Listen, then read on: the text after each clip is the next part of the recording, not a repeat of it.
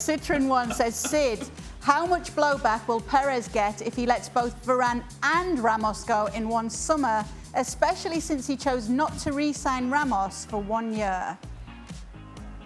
Yeah, I think there will be criticism. I think the kind of the really powerful criticism won't come until they start playing and if things go wrong. I think people will wait and see a little bit on Alaba, but also there's a reality, and I think most people recognise that. And that reality, of course, is that Varane's allowed his contract to go into the final year, partly because he wants to walk away, and so Real Madrid are now not in a position to kind of throw money at him. So I think if he was to go, I think most people would recognise that it was a reaction to a kind of contractual situation that they couldn't avoid, and so you're better off selling him now and getting some money for him than him walking away for free in a year's time. But there's no doubt at all that if the results went against them, yes, of course there would be criticism. Oh, more criticism for Perez, just when he needs it right now. Ezio's back in, Ale, and says, last 4 World Cup winners were European teams. Did this Copa America give you any hope that the next one can be reclaimed by South America?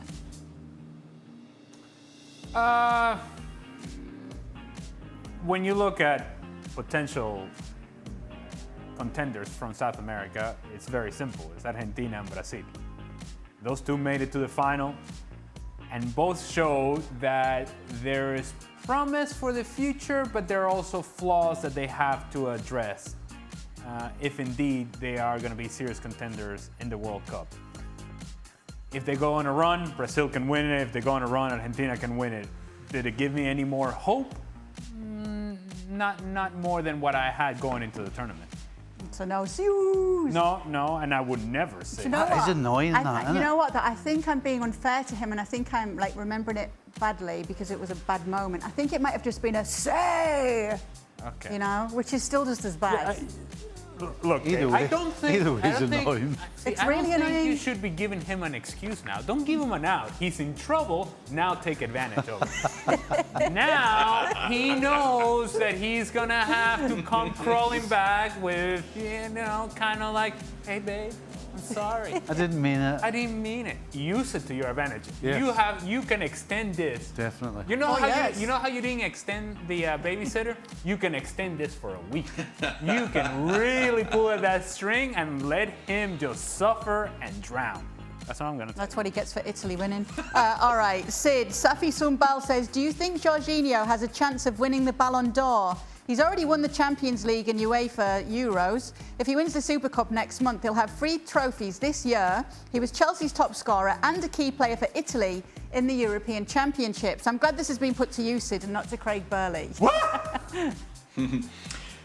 Yeah, I mean, look, it's a pretty good candidacy, and when we look at what players have done over a season, it's a very strong candidacy to be able to say that you're a double European champion, that you're a vital part of both of those teams.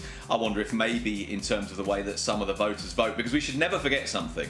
The Ballon d'Or is voted for, so when people ask for my opinion or someone else's opinion, what matters is the culmination of opinions, and lots of people vote for all sorts of different reasons, and sometimes their votes are stupid. There's no two ways about that. So we're discussing how this could go. I wonder if him having missed the penalty in the shootout in the final would lose him some votes. I must admit, I had this conversation with Cesar Azpilicueta before the semi-final, and I said to him, how about it then, Cesar Azpilicueta, Ballon d'Or winner? And he just laughed at me and said, don't be so stupid. And I said, well, look, in all seriousness, you've got a hell of a candidacy if Spain go on and win this. And of course, he was the one that pointed out that, well, actually, the other candidate, how about Jorginho, who's in exactly the same position? So I suppose in that sense he's a candidate, but I must admit, this year, I don't see how anyone other than Leo Messi wins it. And that's, by the way, despite the fact that Barcelona had a poor season in La Liga and a poor season in the Champions League, but Messi finally winning that Copa America, and just the level of his performances, as has been the case for 15 years, I think he's the favourite, and I find it difficult to imagine anyone else winning it. Thanks so much for watching ESPN on YouTube, and for more sports highlights and analysis, be sure to download the ESPN app, and for premium content